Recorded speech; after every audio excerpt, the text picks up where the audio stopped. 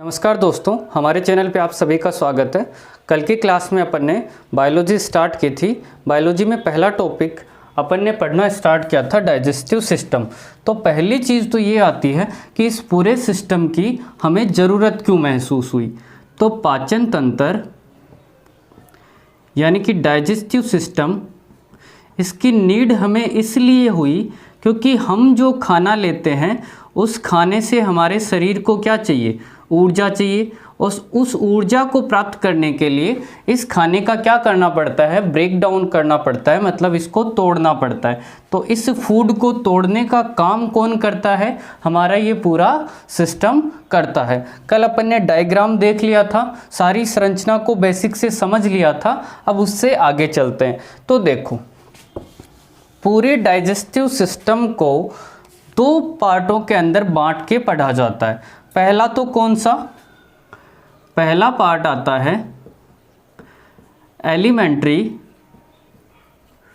Canal, मतलब आहार नाल, ठीक है। और दूसरा पार्ट आता है ग्लैंड्स,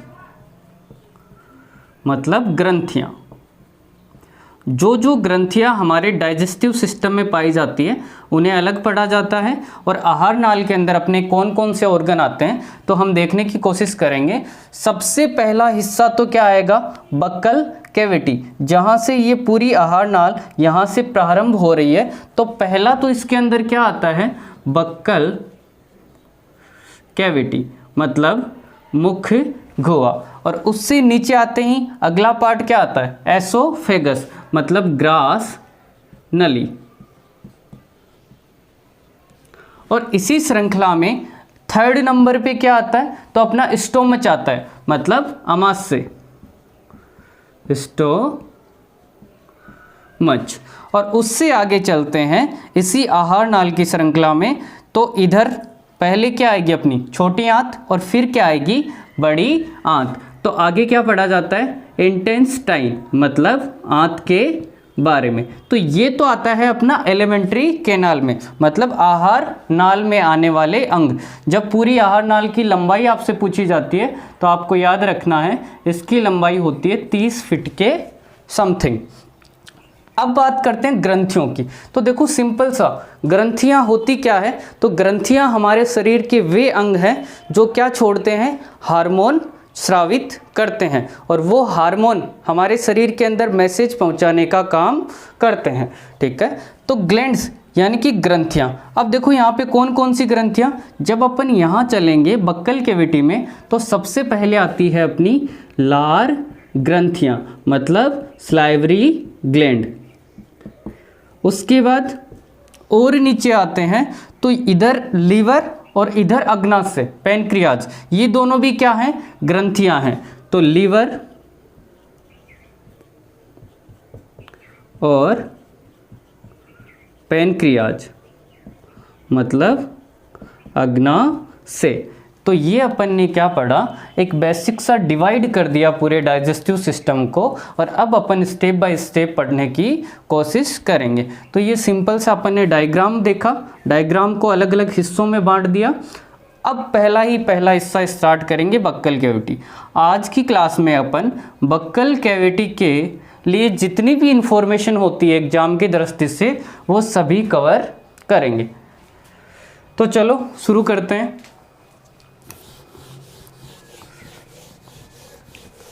बक्कल कैविटी मतलब मुख्य गुहा, ये डाइजेस्टिव सिस्टम का सबसे पहला भाग है। अब देखो, कैविटी मतलब मुख्य गुहा। मुख्य गुहा के अंदर सबसे पहले क्या काम आता है, अपनी बेसिक सा खुद के हिसाब से सोचना स्टार्ट करो। तो मुख्य गुहा के अंदर जैसे ही खाना जाएगा तो सबसे पहले खाने को क्या अपने दांतों द्वारा क्या स्टार्ट किया जाएगा, चबाना स्टार्ट किया जाएगा। तो बक्कल कैविटी में खाने को चबाना तथा खाने में क्या मिक्स की जाती है, लार मिक्स की जाती है। लार मिक्स किस लिए की जाती है वो आगे देखेंगे। हमारी बक्कल जो कैविटी होती है उसके अंदर क्या पाई जाती है, सलाइवरी ग्लैंड पाई जाती है, मतलब लार ग्रंथियां पाई जाती है, वो लार छोड़ती है। वो लार मिक्स होने का काम कहाँ पे होता है, यहीं बक्कल कैविटी के अंदर होता है। अब देखो बक्कल कैविटी के अंदर जो अंगों की बात आती है, कौन कौन से अंग जो हैं जो बक्कल कैविटी के मुख्य भाग हैं, तो सबसे पहले जो अंग आते हैं वो आते हैं अपने जीभ, अपने दांत और होठ। ये तीनों किसके हिस्से हैं, तो बक्कल कैविटी के हिस्से हैं। अपन क्या करते हैं, सिंपल सा इतना पढ़ लेते हैं कि सबसे पहले पाचन की प्रक्रिया कहाँ से स्टार्ट होती है, बक्कल कैविटी या मुख्य गुहा से स्टार्ट होती है। जबकि इन सब के बारे में आपको जानकारी होनी चाहिए, तब ही जाके क्या करोगे, आप टॉपिक को पूरा समझ पाओगे। प्लस अपन जो खाना लेते हैं उस खाने को किस रूप में लेते हैं, स्टार्च के रूप में, और इस स्टार्च को माल्टोज में बदलने का काम कहाँ पे होता है, तो बक्कल कैविटी के अंदर ही होता है। बक्कल कैविटी के अंदर जो लार ग्रंथियाँ होती है वो एक एंजाइम छोड़ती है जिसका नाम है टाइलिन, जो क्या करता है, स्टार्च को माल्टोज में बदलता है। अब देखो यहाँ से एक चीज़ देखो, क्या ये जो अपना स्टार्च है ये क्या है, एक प्रकार का कार्बोहाइड्रेट है। जब कार्बोहाइड्रेट पढ़ेंगे अपन तो जानेंगे कि इंसान अपने खाने के अंदर सबसे अधिक मात्रा में क्या लेते हैं, कार्बोहाइड्रेट लेते हैं। तो कार्बोहाइड्रेट के 3 प्रकार होते हैं, मोनोसेकेराइड, डाइसेकेराइड और पॉलीसेकेराइड। तो जब स्टार्च की बात करते हैं ना, तो स्टार्च किस प्रकार का कार्बोहाइड्रेट है, तो पॉलीसेकेराइड, ठीक है। और ये माल्टोज किस प्रकार का है, तो जब माल्टोज के बारे में अपन जानते हैं तो माल्टोज है डाइसेकेराइड, मतलब 2 प्रकार के कार्बोहाइड्रेट से मिलकर डाइसेकेराइड का निर्माण होता है। इसमें 2 हैं, इसमें बहुत सारे, ठीक है। अपन ने जो खाना लिया स्टार्च के रूप में वो क्या था, पॉलीसेकेराइड। अब इसको माल्टोज में तोड़ दिया, माल्टोज में तोड़ने का काम कहाँ पे हुआ, बक्कल कैविटी में, वो क्या है, डाइसेकेराइड। अब ये लास्ट में जाके जब अपन अपने पूरे पाचन को देखते हैं तो ये लास्ट में जाके टूटता किस में है, मोनोसेकेराइड में, ठीक है। माल्टोज का निर्माण ग्लूकोज प्लस ग्लूकोज से मिलकर होता है, तो ये लास्ट में माल्टोज टूटेगा किस में, ग्लूकोज में। तो यहाँ से एक पॉइंट समझाना चाहता हूँ मैं आपको कि अगर ये स्टार्च डायरेक्ट किस में टूट जाता, ग्लूकोज में टूट जाता, तो अपन ये समझते कि जो पाचन की पूरी प्रोसेस है ना, कहाँ पे कंप्लीट हो गई, अपनी बक्कल कैविटी के अंदर ही कंप्लीट हो गई। लेकिन अपनी बक्कल कैविटी में कितनी स्टेप हुई है, यहाँ से लेके यहाँ तक की, स्टार्च और माल्टोज, तो ये पूरा पाचन तो है नहीं। तो बक्कल कैविटी में होने वाला पाचन किस प्रकार का पाचन है, आंशिक पाचन है। ये आपको याद रखना है, बहुत ही इंपॉर्टेंट पॉइंट है कि अपनी बक्कल कैविटी के अंदर जो पाचन होता है वो किस प्रकार का पाचन है, आंशिक पाचन है। क्यों है ये मैंने यहाँ पे समझा दिया। अब बात करते हैं अलग अलग अंगों की। तो सबसे पहले पढ़ेंगे जीभ के बारे में, फिर दांत के बारे में, फिर होठ के बारे में और फिर लार ग्रंथियों के बारे में। तो देखो जीभ, इंग्लिश में बोलते हैं टोंग।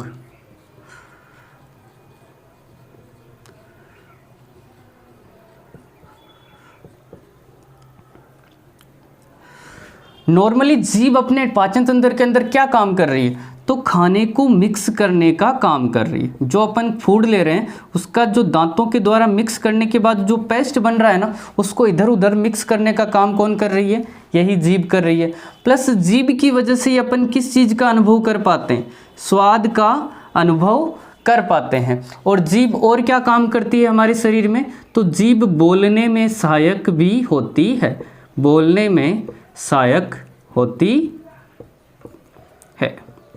तो देखो ये बेसिक से 3 काम हुए जीभ के, ठीक है। अपन पॉइंट वाइज पॉइंट स्टडी करेंगे, अच्छे अच्छे पॉइंट, सेलेक्टिव पॉइंट एग्जाम की दृष्टि से, ठीक है। तो जीभ से किस चीज़ का अनुभव होता है, स्वाद का अनुभव होता है। क्वेश्चन यहीं से आता है, ठीक है। अब स्वाद का अनुभव होता कैसे, तो पहले तो ये जानो कि स्वाद होते हैं कितने। जो मेनली बेसिक से टेस्ट होते हैं ना, वो 4 प्रकार के होते हैं। कौन कौन से? सबसे पहले तो आपको पता ही होगा, इन दिनों मिठाई की दुकानें बंद हैं, तो मीठा खाने का आपका मन करता है, तो वही चीज़ स्वीट मतलब मीठा। दूसरा शोर मतलब खट्टा। तीसरा साल्टर मतलब नमकीन। चौथा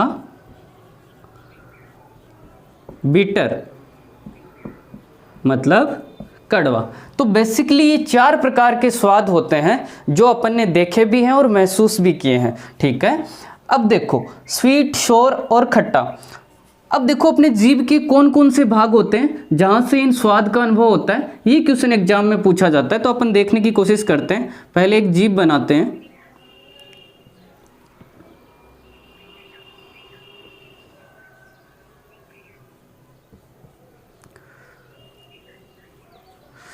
तो ये अपन ने एक जीभ बना दी, ठीक है। ये क्या है? जीभ है।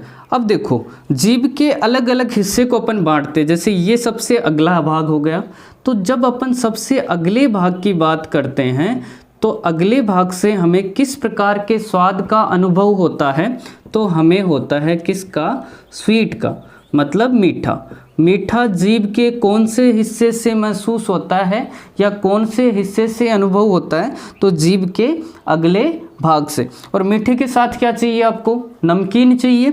तो यहाँ से याद रखोगे जस्ट पीछे की तरफ किस प्रकार का स्वाद का अनुभव होता है, तो नमकीन, ठीक है। ये हो गए दोनों। अब बची साइड की बात। ये मैंने साइड वाले भागों को डिवाइड कर दिया। तो ये जो साइड के हिस्से हैं, यहाँ से पता लगता है अपने को शोर मतलब खट्टा, ठीक है।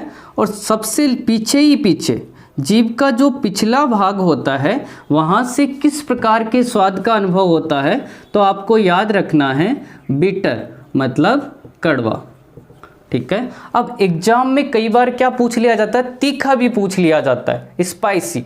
तो नॉर्मली शोर के अंदर स्पाइसी भी आ जाता है।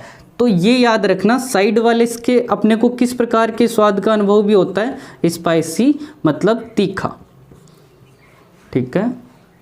तो 4 प्रकार के स्वाद देखे, स्वीट मीठा, उसके जस्ट पीछे नमकीन। अगर अगल बगल की बात करें साइड की, तो खट्टा और तीखा।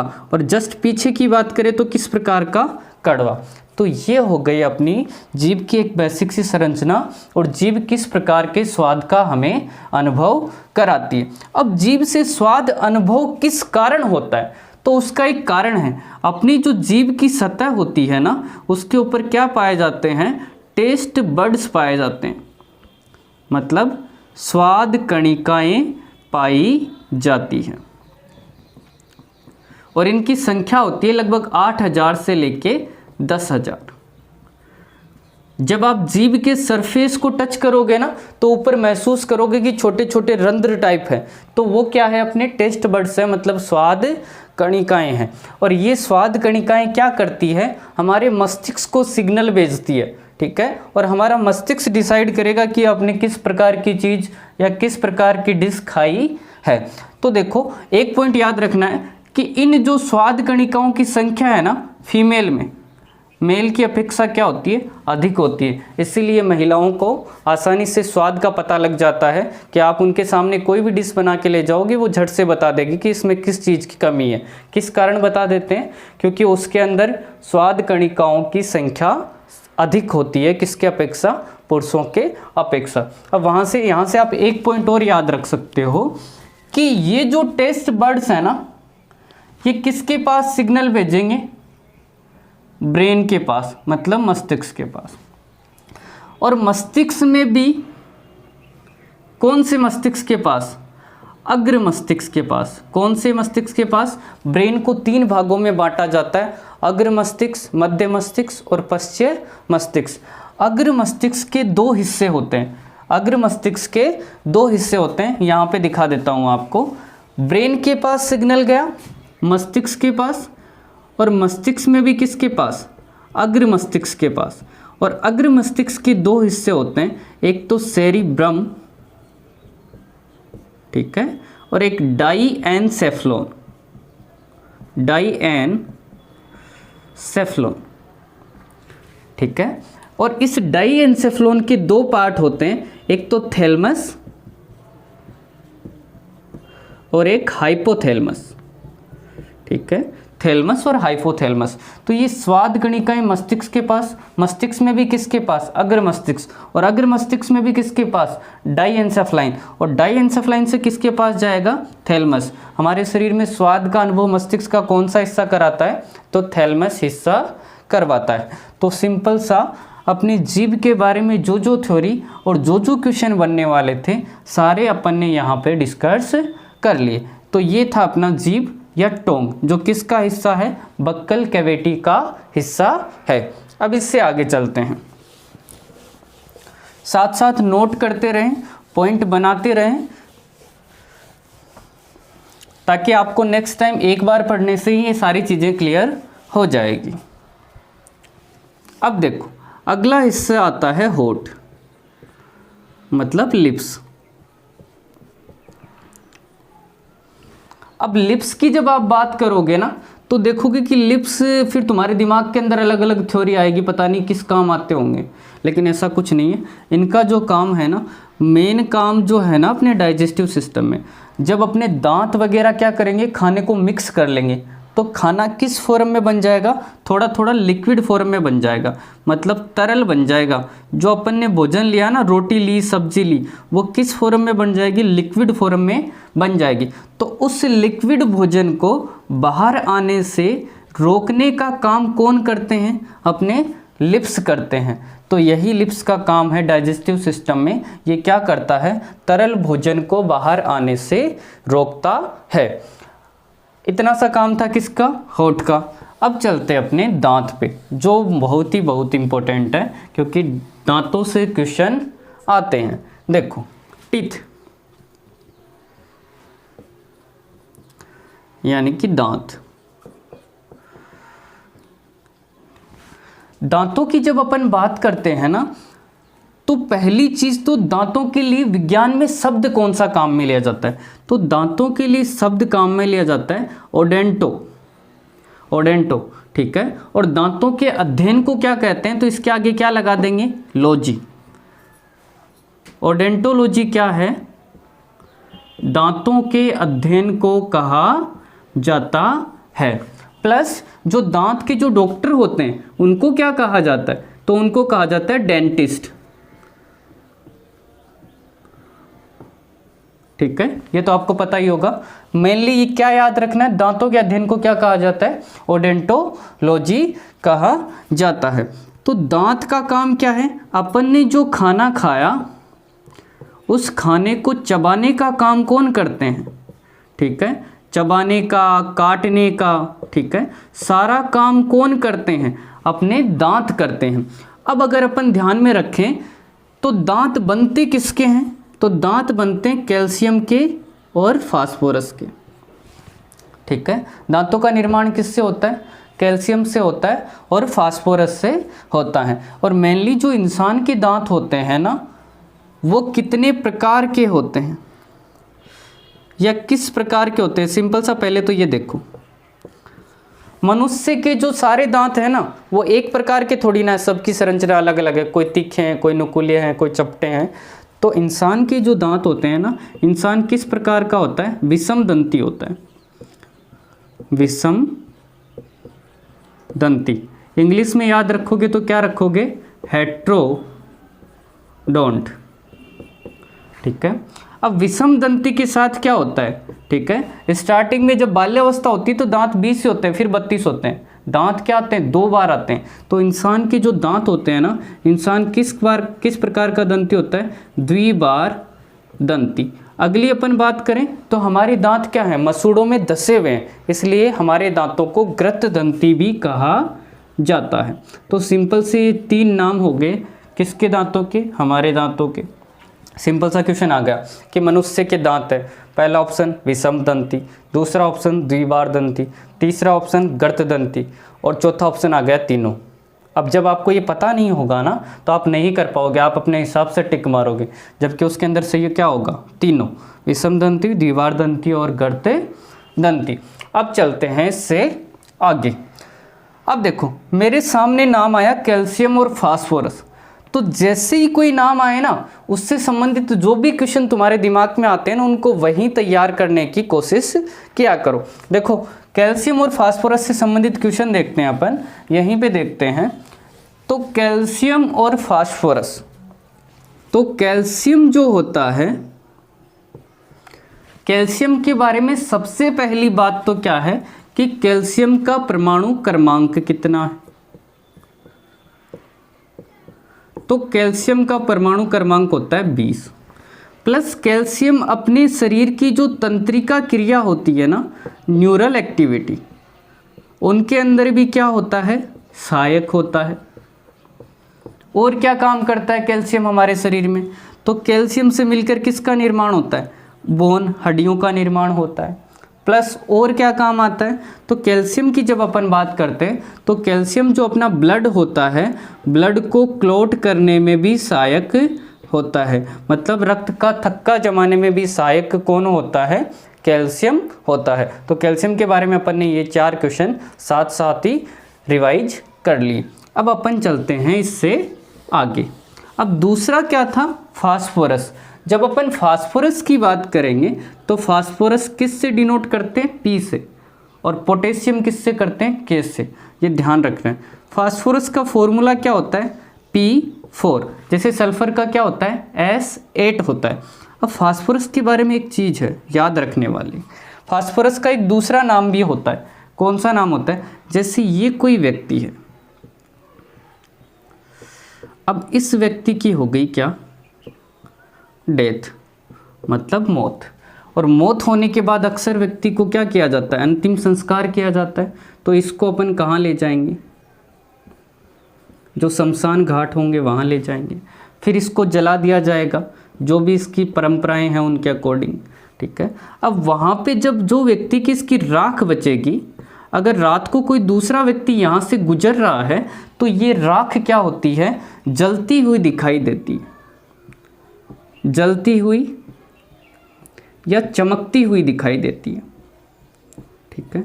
तो ये चमकती हुई चीज़ क्या होती है, तो नॉर्मली अपनी हड्डियों और दांतों, जिन सब चीज़ों के अंदर, हमारी बॉडी के अंदर क्या होता है, कैल्शियम होता है और फास्फोरस होता है। वो फास्फोरस जला नहीं, वो हमारी राख में बचा हुआ रह गया। और ये फास्फोरस जलता हुआ किस लिए दिखाई देता है, जब ये फास्फोरस किसके संपर्क में आता है, हवा के संपर्क में आता है, तो फास्फोरस कैसा दिखता है, जलता हुआ प्रतीत होता है। इसलिए फास्फोरस का एक अन्य नाम भी होता है, क्या, इसको कहा जाता है कैच फायर विथ एयर। हवा से आग पकड़ने वाला तत्व कौन सा है, तो फास्फोरस है, ठीक है। और फास्फोरस से एक और क्वेश्चन कि जो माचिस की तिल्लियां हैं उनके अंदर किस प्रकार के फास्फोरस का प्रयोग किया जाता है। तो देखो फास्फोरस 3 होते हैं, यहाँ पे बना लेते हैं। पहला वाइट, दूसरा रेड और तीसरा ब्लैक। जो ये वाइट है ना, ये सबसे शुद्ध फास्फोरस है, ठीक है। इसको अपन काम में नहीं ले सकते क्योंकि इसको तो हवा में, माचिस की तिल्ली तो हवा में रखेंगे और हवा में रखते हैं क्या पकड़ लेगा, ये अपने आप से क्या पकड़ लेगा, आग पकड़ लेगा। इसलिए इसको क्रियाशीलता को कम करने के लिए थोड़ा गर्म किया जाता है और गर्म करने के बाद क्या बना अपना लाल फास्फोरस। और इसी लाल फास्फोरस का ही उपयोग किस में किया जाता है, माचिस की तिल्लियाँ बनाने में किया जाता है। तो कैल्शियम और फास्फोरस के बारे में अपन ने बेसिक से क्वेश्चन जाने। अब चलते हैं इससे आगे। इससे आगे जब अपन देखते हैं तो अपन क्या पढ़ रहे थे, दांत। और इंसान की जो दांत होते हैं ना, वो 4 प्रकार के होते हैं। 4 प्रकार के कौन से, पहला इंसाइजर, दूसरा कैनाइन, तीसरा प्रीमोलर, चौथा मोलर। अब हिंदी में इनको क्या बोलते हैं, तो इंसाइजर को बोलते हैं कृंतक, ठीक है। कैनाइन को बोलते हैं रदनक, ठीक है। प्री मोलर को बोलते हैं अग्रचौरणक और मोलर को बोलते हैं चौरणक। जो सबसे फर्स्ट में आते हैं वो इंसाइजर, उसके बाद कैनन, आगे की साइड बढ़ेंगे तो फिर अग्रचौरणक और फिर चौरणक। अब इनका काम क्या होता है, तो देखो जो इंसाइजर या कृंतक होते हैं ना, तो कृंतक से कैसे याद रखोगे, कै का मतलब काटना। जो अपन खाना खाते हैं उसको काटने का काम कौन करते हैं, अपने इंसाइजर करते हैं। अब अगले बच्चे कैनाइन, रदनक, तो ये क्या काम करेंगे, खाने को चीरने का काम करेंगे, ठीक है। और अग्रचौरणक और चौरणक, जैसे क्या याद रखोगे, चबाना। जो खाना होता है ना, खाने का चबाना और उसका मिक्सचर तैयार करने का काम कौन करते हैं, प्री मोलर और मोलर करते हैं, ठीक है। अब देखो यहाँ से एक क्वेश्चन, यहाँ पे क्या देखा अपन ने, चीरना, और चीरना किससे, कैनाइन से। जो मांसाहारी व्यक्ति होते हैं या मांसाहारी जीव होते हैं, उनके कौन से दांत अधिक विकसित होते हैं, एग्जाम में आया हुआ क्वेश्चन है, नीचे कमेंट करें फिर मैं बताऊंगा, ठीक है। अब देखो इससे आगे चलते हैं, तो इससे आगे अपन ने ये दांत तो देख ली। अब डेंटिस्ट फॉर्मूला आता है दांतों का, दंत सूत्र, उससे भी क्वेश्चन आते हैं, ठीक। स्टार्ट करते हैं, दंत सूत्र। दंत सूत्र मतलब डेंटल फॉर्मूला। तो पहली बात तो ये आती है कि जो दंत सूत्र होता है ना, वो हमें किस किस चीज़ की जानकारी देता है। तो दंत सूत्र से हमें एक तो जिस भी जीव का, मतलब इंसान का है या जानवर का है, जिसका भी दंत सूत्र होगा वो क्या जानकारी देगा, तो वो जानकारी देगा दांतों की संख्या,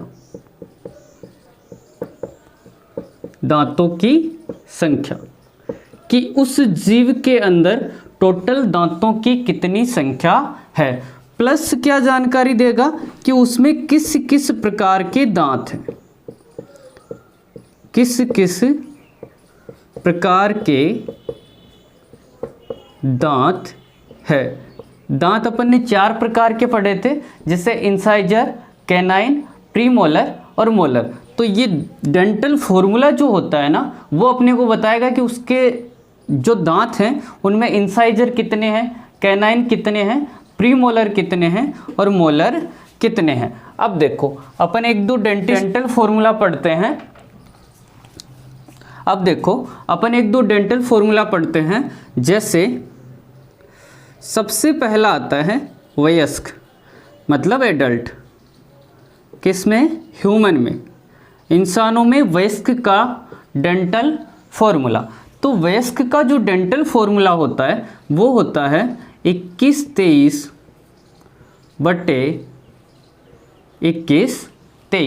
अब आप देखोगे कि ये है क्या, 2 1 2 3। तो इसको समझने के लिए मैं इधर अपना एक जबड़ा बनाता हूँ। ये मैंने क्या बना दिया, मानव शरीर का ऊपरी जबड़ा बना दिया, और इस जबड़े को मैं 2 हिस्सों में डिवाइड कर लेता हूँ। तो अब देखना, यहाँ से समझने की कोशिश करना कि सबसे पहले ये जो 2 नंबर दिए हुए हैं ना, ये किसके दिए हुए हैं, इंसाइजर के। इंसाइजर मतलब कृंतक। तो देखो यहाँ पे क्या होंगे, 2 इंसाइजर होंगे। ये वाले दांत स्टार्टिंग में क्या होते हैं, इंसाइजर होते हैं, मतलब कृंतक होते हैं। अब देखो उससे आगे चलता हूँ, तो ये एक क्या है, तो ये एक है। इंसाइजर के बाद में कौन सा आता है, कैनाइन। कौन सा आता है, कैनाइन। तो ये वाला दांत क्या है, कैनाइन है।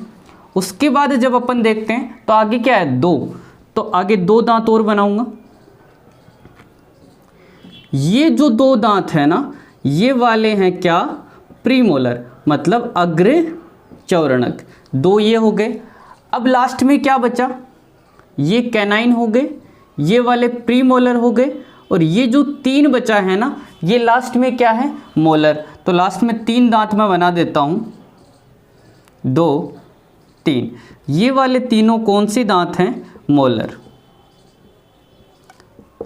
तो ये जो डेंटल फॉर्मूला है हमें क्या जानकारी दे रहा है कि इंसाइजर कितने हैं हमारे जबड़े की एक तरफ, कैनाइन कितने हैं, प्रीमोलर कितने हैं और मोलर कितने हैं, मतलब अग्र चौवर्णक कितने हैं और चौवर्णक कितने हैं। अब देखो टोटल दांत काउंट करो तो 3 2 5 6 7 8, तो 8 ही इस तरफ होंगे और 8 ही इस तरफ होंगे। तो टोटल एक जबड़े के अंदर दांतों की संख्या कितनी होगी, 16। और अपने जबड़े कितने होते हैं, 2। सेम का सेम ऐसे कहाँ होगा, नीचे भी होगा। तो एक वयस्क के अंदर कुल दांतों की संख्या कितनी होती है, 32 होती है। वो किससे निकलती है, इसी डेंटल फॉर्मूले से निकलती है। अब देखो डायरेक्ट कैसे संख्या का पता लगाते हैं ये तो अपन ने समझा, इसको याद रखने की ज़रूरत नहीं है। तो देखो वयस्क का डेंटल फॉर्मूला क्या होता है, 21 23 बटे 21 23। तो ऊपर वाली संख्या का टोटल करो, 3 2 5 और 6 7 8, तो ये कितना हुआ 8, और नीचे भी टोटल क्या हुआ 8। लेकिन ये बात कितने पार्ट की करता है, जबड़े के एक ही हिस्से की करता है। वैसे सेम की सेम क्या होते हैं दूसरी तरफ, तो इस 8 का डबल कितना होगा 16। ये तो हो गया अपना ऊपरी जबड़ा, और इस 8 का डबल कितना होगा 16। ये क्या हो गया निचला जबड़ा। तो 16 और 16 32, ये क्या हो गए, एक वयस्क के अंदर दांतों की संख्या होती है। कभी ये मत कर देना कि 2 से 2 डिवाइड कर दो, 1 से 1 डिवाइड कर दो, 2 से 2, 3 से 3 और डिवाइड करके और दांतों की संख्या निकाल दो, वैसा नहीं होता है, इसी तरीके से होगा। अब कुछ और डेंटल फॉर्मूला अपन पढ़ते हैं, मतलब दंत सूत्र पढ़ते हैं। तो अगला आता है चाइल्ड का, मतलब बच्चे का। तो जब चाइल्ड की बात करते हैं ना, तो चाइल्ड का दंत सूत्र होता है 2102 बटे 2102। तो सबसे पहले ये 2 क्या है, इंसाइजर है, मतलब कृंतक है। ये 1 क्या है, कैनाइन है, मतलब रदनक है। और ये 0 क्या है, प्रीमोलर, मतलब अग्र चौवर्णक है। और ये 2 क्या है, मोलर, मतलब चौवर्णक। तो देखो एक साइड में कितने दांत हो गए, 2 और 1 3 और 4 5, ठीक है। और ऐसे सेम के सेम में देखो, ऐसे बता रहा हूँ मैं, ऐसे हो गए दोनों जबड़े, यहाँ पे कितने हो गए 5। और ये नीचे वाला किसका बताता है, निचले जबड़े के बारे में बताता है। तो यहाँ पे कितने हो गए 5, तो ये 5 और ये 5। अब ऐसे कैसे दूसरी तरफ हो गए, तो इस 5 का क्या करेंगे अपन, दुगुना, तो कितने 10, और इस 5 का भी क्या करेंगे दुगुना।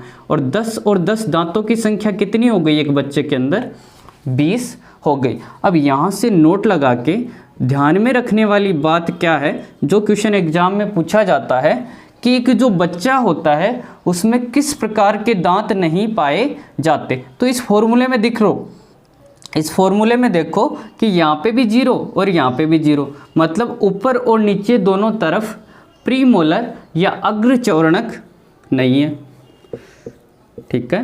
तो प्रीमोलर यानी कि अग्र चौवर्णक दांत एक बच्चे में नहीं पाए जाते हैं। यहाँ से बच्चे के अंदर कुल दांतों की संख्या कितनी होती है, 20 होती है, ठीक है। और कौन से नहीं पाए जाते, तो प्रीमोलर नहीं पाए जाते। किनको अकल के दांत कहा जाता है, तो इन प्रीमोलर या अग्र चौवर्णक होते हैं ना, इन्हीं को कहा जाता है अकल के दांत। क्यों, अब देखो अभी तो है नहीं, जब ये बच्चा है तब धीरे धीरे ये वयस्क होगा, इसमें दिमाग मस्तिष्क उसका विकसित होगा, तभी ये आते हैं। तो इसीलिए अग्र चौवर्णक को क्या कहा जाता है, अकल के दांत भी कहा जाता है, ठीक है। इससे आगे चलते हैं, 1-2 और डेंटल फॉर्मूले पढ़ते हैं अपन। अब देखो सिंपल सा एक क्वेश्चन कि जो हाथी के जो 2 दिखने वाले दांत होते हैं ना, वो किस प्रकार के दांत होते हैं। तो देखो हाथी का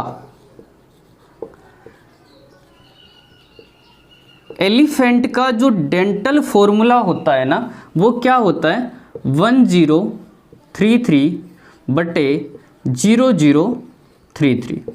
ये क्या है हाथी का डेंटल फॉर्मूला है। अब देखो मैं एक टेबल बनाता हूँ, इधर एक तरफ तो लिख रहा हूँ ऊपरी जबड़ा किसका, हाथी का, और एक तरफ लिख रहा हूँ निचला जबड़ा। अब इधर मैं लिख देता हूँ कौन कौन से दांत होते हैं नॉर्मली, इंसाइजर यानी कृंतक, कैनाइन मतलब रदनक, प्रीमोलर मतलब अग्रचौरणक, और लास्ट में क्या आते हैं मोलर। और ये बीच में से दोनों तरफ बढ़ते हैं, ऐसे नहीं कि लास्ट में इंसाइजर होते हैं, लास्ट में क्या होते हैं मोलर होते हैं। अब देखो इस फॉर्मूले से अपन इन दांतों की संख्या लिखेंगे।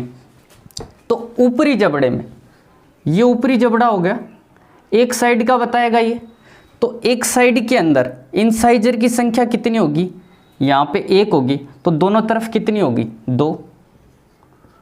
ठीक है, सेम ऐसे ही ऊपरी जबड़े के अंदर कैनाइन कितने होंगे 0, तो दोनों तरफ ही क्या होंगे 0। ठीक है, प्रीमोलर कितने होंगे 3 इस तरफ और 3 उस तरफ, तो कितने 6। मोलर कितने होंगे तो 3 इस तरफ और 3 उस तरफ, कितने 6। ये हो गई ऊपरी जबड़े की बात। ये तो किसके बारे में बताता है, ऊपरी जबड़े के बारे में बताता है। और ये नीचे वाली संख्याएं किसके बारे में बताती है, निचले जबड़े के बारे में बताती है। तो निचले जबड़े के अंदर इंसाइजर कितने 0, तो दोनों तरफ क्या होंगे 0। कैनाइन कितने 0। प्रीमोलर कितने 3 और 3 का डबल 6, और मोलर कितने 3 और 3 का डबल 6। तो इस प्रकार से ये हाथी के क्या हो गए कुल दांत हो गए। अब यहाँ से आप देखोगे ना इस टेबल को, तो आपको पता लगेगा कि वो दिखने वाले दांत कौन से होते हैं। तो देखो 6 तो हो नहीं सकते, 6 दांत थोड़ी ना दिखते हैं हाथी के। ठीक है, 0 भी नहीं हो सकते, कुछ ना कुछ तो दिखते हैं। तो यहाँ पे देखो क्या दिख रहा है तुम्हें 2, यानी कि ये वाले 2 दांत ही क्या होते हैं जो हाथी के दिखाई देते हैं, वो दांत होते हैं। तो कौन से होते हैं, ऊपरी जबड़े के इंसाइजर। जो ऊपरी जबड़ा होता है उसके कृंतक होते हैं ना, वही होते हैं हाथी के दिखने वाले दांत। तो सिंपल सा ये किसका फॉर्मूला था, एलिफेंट का डेंटल फॉर्मूला था। अब ऐसे ही अब कुछ डेंटल फॉर्मूले, जैसे कुत्ते का क्या होता है डॉग का। ठीक है, तो 31/41/31 होता है। ऐसे बहुत सारे होते हैं, लेकिन जो जो इम्पोर्टेंट होते हैं ना वो 3 ही थे, वो मैंने आपको बता दिए। अब इससे आगे चलते हैं, अपन ने दांत के बारे में, दांत किसके बने होते हैं, कितने होते हैं, कैसी संरचना होती है, कितने प्रकार के होते हैं, सब कुछ पढ़ लिया। अब बक्कल कैविटी के अंदर बचा क्या, बक्कल कैविटी के पार्ट, लिप्स पढ़ा अपन ने, टोंग पढ़ा, टीथ पढ़ा। अब क्या पढ़ेंगे, सलाइवरी ग्लैंड मतलब लार ग्रंथियाँ। लार ग्रंथियाँ भी कहाँ पाई जाती है, लार ग्रंथियाँ पाई जाती कहाँ पे है, तो इनकी लोकेशन क्या है, ये पाई जाती है अपनी बक्कल कैविटी में, मतलब मुख्य गुहा में। और मेनली बेसिकली 3 प्रकार की लार ग्रंथियाँ होती है अपनी बक्कल कैविटी के अंदर। कौन कौन सी, जैसे ए बात करूँ मैं तो ए नंबर पे है पैराटोइड ग्लैंड। ठीक है, बी की बात करूं तो बी है सबलिंगुअल ग्लैंड। और जब मैं सी की बात करूं तो सी क्या है, सब मैंडिबुलर ग्लैंड। ठीक है, इसको मैंडिला ग्लैंड या मैग्जिला ग्लैंड भी कहा जाता है। ये 3 प्रकार की लार ग्रंथियां अपनी बक्कल कैविटी में होते हैं। अब क्वेश्चन आता है सबसे बड़ी लार ग्रंथि कौन सी है, तो ये पैराटोइड ग्लैंड जो दिख रही है ना, यही क्या होती है, सबसे बड़ी लार ग्रंथि होती है। हिंदी में पैराटोइड ग्लैंड ही इसे कहते हैं, हिंदी इंग्लिश इनकी सेम है। अब जो ये तीनों लार ग्रंथियां हैं ना, क्या छोड़ती है, लार स्रावित करती। ये लार क्या करती है, तो लार में 2 तरह के एंजाइम होते हैं। पहले ये देखो कितनी लार छोड़ती है प्रतिदिन, तो 1.5 लीटर। और ये जो लार होती है ना, इसका पीएच मान कितना होता है, तो 6.8 होता है। मतलब लार का पीएच मान कितना होता है, 6.8। लार निकलती कितनी है, 1.5 लीटर। अब देखो लार में दो तरह के एंजाइम निकलते हैं। एक तो निकलता है टाइलिन। इस टाइलिन का काम क्या है, तो अपन जो खाना लेते हैं ना, वो किस रूप में लेते हैं, स्टार्च के रूप में लेते हैं। और इस स्टार्च को किस में बदलता है, ये स्टार्च को बदलता है किस में, माल्टोज में। स्टार्च को माल्टोज में बदलने का काम कौन करता है, टाइलिन करता है। तो एक एंजाइम पढ़ लिया अपन ने, कौन सा, लार में कौन सा पाया जाता है, टाइलिन, जो क्या काम करता है, स्टार्च को माल्टोज में बदलने का काम करता है। और एक निकलता है, ऊपर लिख देता हूं, लाइसोजाइम। ठीक है। अब देखो साइंस में जहां पे भी लाइसो वर्ड होता है ना, उसका मतलब होता है नष्ट करना। अब ये क्या नष्ट करेगा, तो याद रख सकते हो, जैसे जीवाणु, इसका काम ये होता है कि हमारे खाने के अंदर अगर कोई बैक्टीरिया है, किसी प्रकार के जीवाणु है जिनसे हमारे शरीर को नुकसान हो सकता है, तो उन्हें नष्ट करने का काम कौन करता है, लाइसोजाइम करता है। ठीक है, ठीक है। तो लाइसोजाइम क्या करता है, लाइसोजाइम खाने में जो भी जीवाणु है उनको नष्ट करने का काम करेगा। तो सिंपल सी अपन ने लार ग्रंथियों के बारे में जानकारी, parotid gland, sublingual gland, submandibular gland 3 होती है। सबसे बड़ी कौन सी होती है, ये होती है। कितनी लार, 1.5 लीटर। पीएच मान कितना होता है, 6.8 होता है। टाइलिन क्या करता है, स्टार्च को माल्टोज में बदलता है। और लाइसोजाइम क्या करता है, जीवाणुओं को नष्ट करता है। तो आज की क्लास में अपन ने बक्कल कैविटी से संबंधित जो भी थ्योरी थी, जितने भी क्वेश्चन बनते थे पॉइंट वाइज पॉइंट, वो अध्ययन कर लिए हैं। अगर आपको ये क्लास पसंद आती है तो अपने दोस्तों के साथ शेयर करें, ताकि हमारा भी मनोबल बना रहे, हम आगे निरंतर क्लास बनाते रहें। आज के लिए इतना ही, धन्यवाद दोस्तों।